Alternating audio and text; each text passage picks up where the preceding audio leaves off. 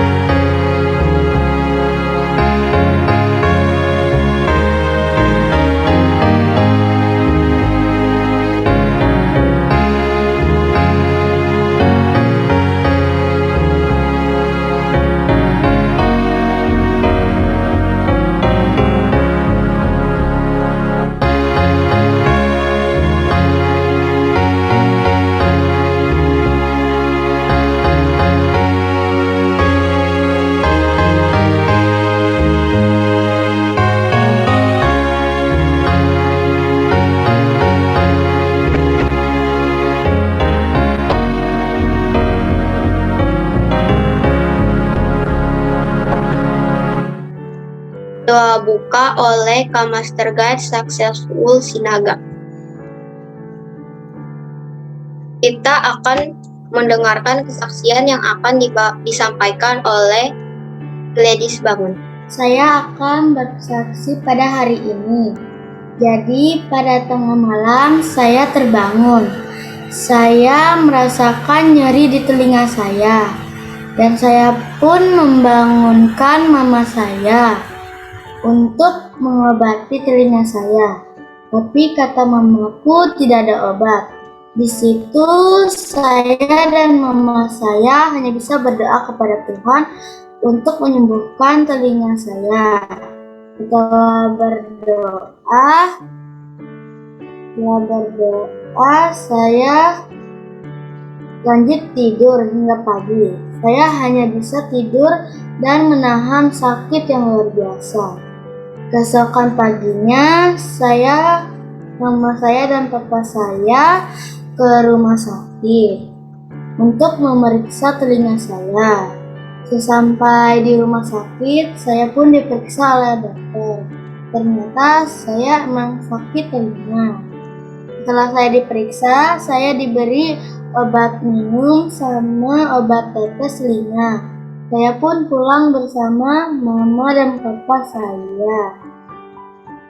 Setelah pulang, saya di rumah berdoa dahulu sebelum minum obat dan diberi tetes telinga.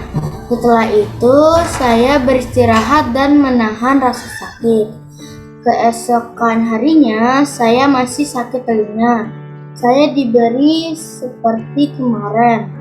Saya dan keluarga saya pun berdoa kepada Tuhan untuk menyembuhkan telinga saya. Beberapa hari kemudian, doa saya dijawab oleh Tuhan, dan saya pun sembuh. Saya pun berdoa kepada Tuhan untuk mengucapkan terima kasih.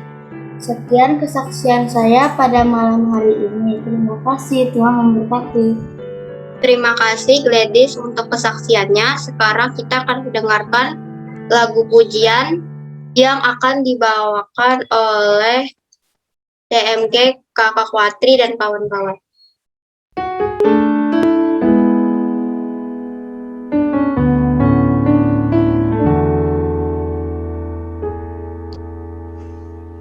Tuhan adalah gembalaku, takkan kekurangan aku. Ia membaringkan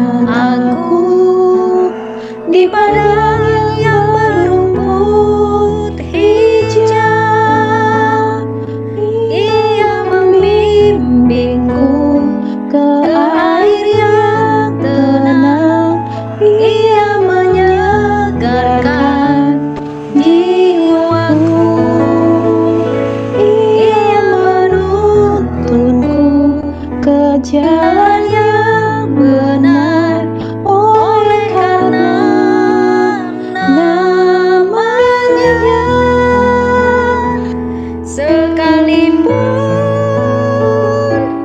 aku berjalan dalam lembah kekelaman,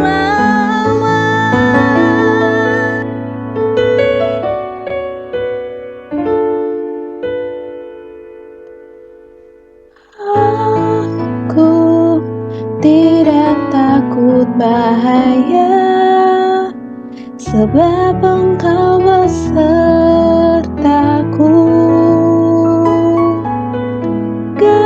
Gadamu dan tongkatmu, itulah yang menghibur aku. Ia membimbingku ke air yang tenang, Ia menyegarkan jiwaku. Ia menuntunku ke jalan yang benar, oleh karena namanya. Sekalipun aku berjalan dalam lembah kekelaman,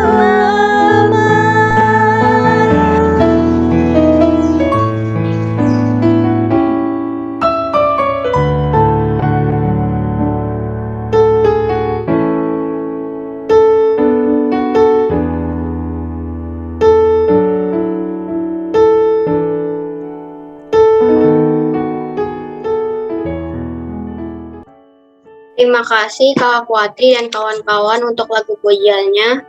Saat ini kita akan mendengarkan firman Tuhan yang akan dibawakan oleh Nathaniel Tinguringo yang berjudul Saya Akan Pergi dan Saya Akan Percaya pada Allah. Selamat malam kepada Bapak Ibu dan teman-teman Pathfinder sekalian. Firman Tuhan pada malam hari ini sangat menarik yang berjudul Saya Akan Pergi dan Saya Akan Percaya kepada Allah. Saat ini kita hidup di zaman yang mana teknologi berkembang sangat cepat. Hampir setiap tahun brand menerbitkan model-model dan versi-versi terbaru baik itu handphone, laptop, jam, dan tablet yang berbeda-beda. Dan semua perkembangan ini seakan menjanjikan kehidupan yang lebih baik, kehidupan yang lebih menyenangkan, dan kehidupan yang lebih nyaman. Hal ini membuat kita jadi terus up to date dan ngikutin perkembangan zaman, karena kita mau hidup nyaman. Kalau kita perhatikan pola hidup generasi muda saat ini, ada satu hal yang jadi obsesi kita, yaitu obsesi terhadap kenyamanan. Kenapa sih kita selalu ingin beli HP baru? Kenapa sih kita terbiasa untuk update sosial media? Kenapa kita terbiasa untuk kumpul dan ketemu dengan orang tertentu saja? Dan kenapa kita bergereja di gereja yang kita hadiri sekarang? Jawaban dari semua pertanyaan itu sederhana banget, yaitu karena kita membuat kenyamanan sebagai prioritas utama kita.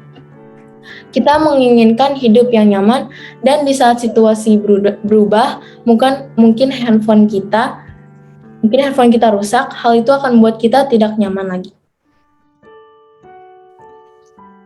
Lalu apa yang terjadi saat semuanya berubah? Kita pasti akan menjauh. Namun tanpa kita sadari, obsesi kita untuk hidup nyaman seringkali menjadi pedang bermata dua yang berbahaya. Nah, pasti kita kepo banget kenapa rasa nyaman itu berbahaya bagi kehidupan kita. Untuk jawaban itu, kita sama-sama lihat dari kehidupan Abraham.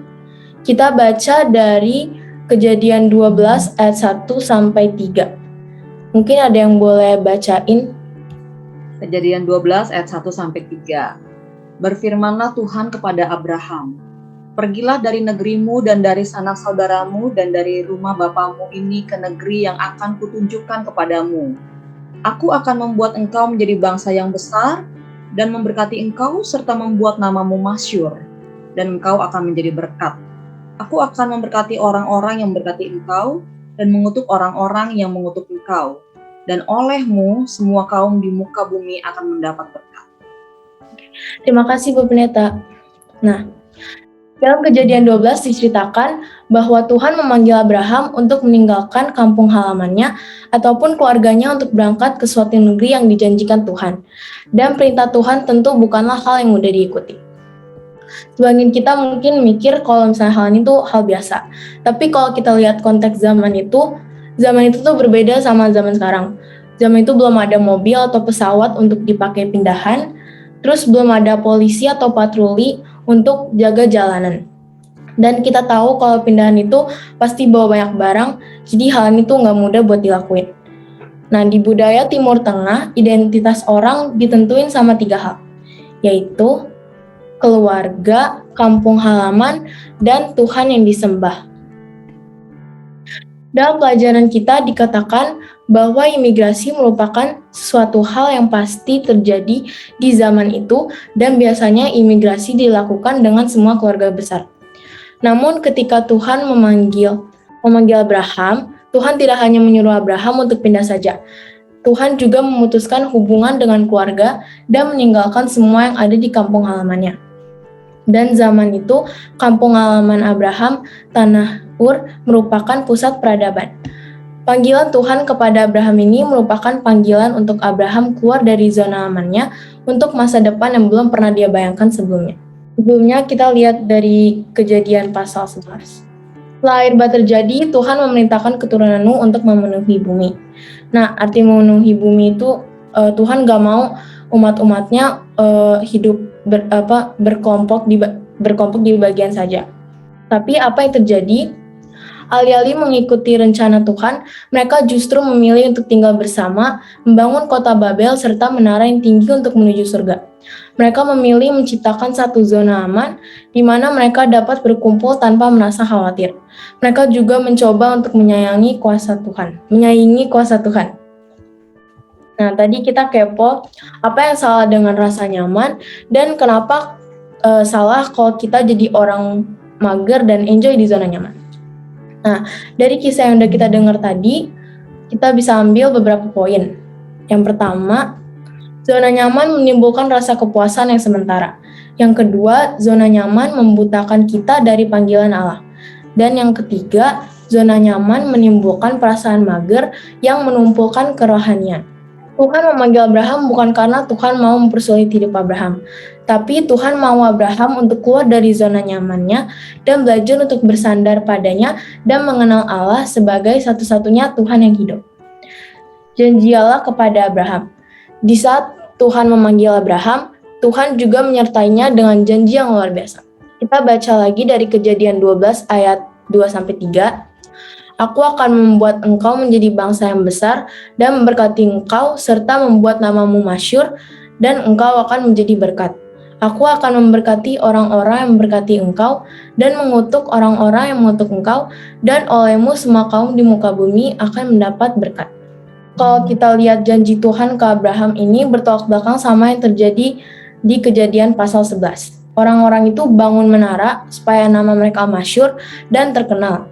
Tapi Tuhan menjanjikan Abraham untuk membuat namanya masyhur.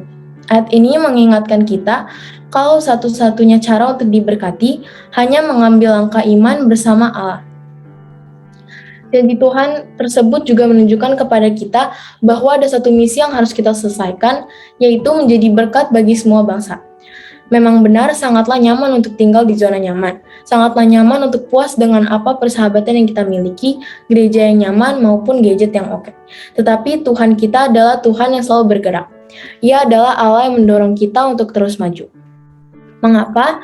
Karena iman itu kayak otot. Kalau kita nggak latihan, kalau kita nggak olahraga, nggak ada tantangan, otot nggak bakal jadi kuat. Sama seperti iman. Kalau kita memilih untuk tetap di zona aman, maka kita akan gagal untuk memperkuat iman.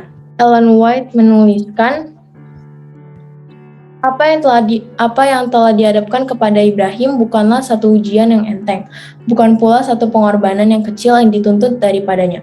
Ada ikatan yang kuat yang mengikat Ibrahim kepada negerinya, keluarganya, dan rumah tangganya. Tapi ia tidak ragu-ragu untuk menurut kepada panggilan itu. Ia tidak mengemukakan pertanyaan tentang negeri perjanjian itu, apakah tanahnya subur dan udaranya menyehatkan, apakah keadaan sekelilingnya baik, serta memberikan kesempatan untuk mengumpulkan kekayaan. Tuhan telah berbicara dan hambanya harus mentaatinya. Baginya tempat yang paling bahagia di atas bumi ini adalah tempat di mana Allah tentukan bagi dirinya. Nah, dari kesimpulan dari pelajaran-pelajaran yang kita udah dengar tadi adalah jika Allah pernah memanggil Abraham untuk melangkah bersamanya, pasti ada saat di mana panggilan yang sama akan ditunjukkan juga kepada kita semua. Apakah kita akan memilih untuk tetap tinggal dalam zona aman, atau melangkah keluar menuju dunia yang tidak pasti dengan iman dan pandangan kepada Allah? Zona nyaman memang menyenangkan, tetapi bagaimana dunia dapat melihat terang ilahi jika semua umat Tuhan sibuk berkumpul di tempat yang sama? Terima kasih untuk Kak Natania yang sudah membawakan firman Tuhan pada malam hari ini. Sekarang kita akan bernyanyi lagu tutup dari Advent Youth Song I Shall See the King nomor 84.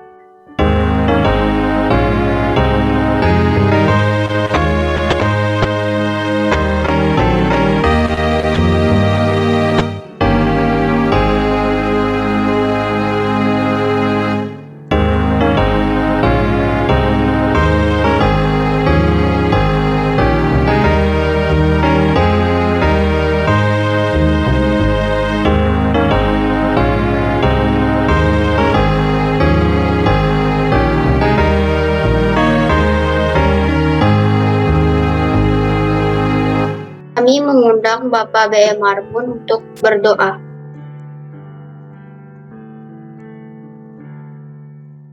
Baik, selamat malam kepada kita semua.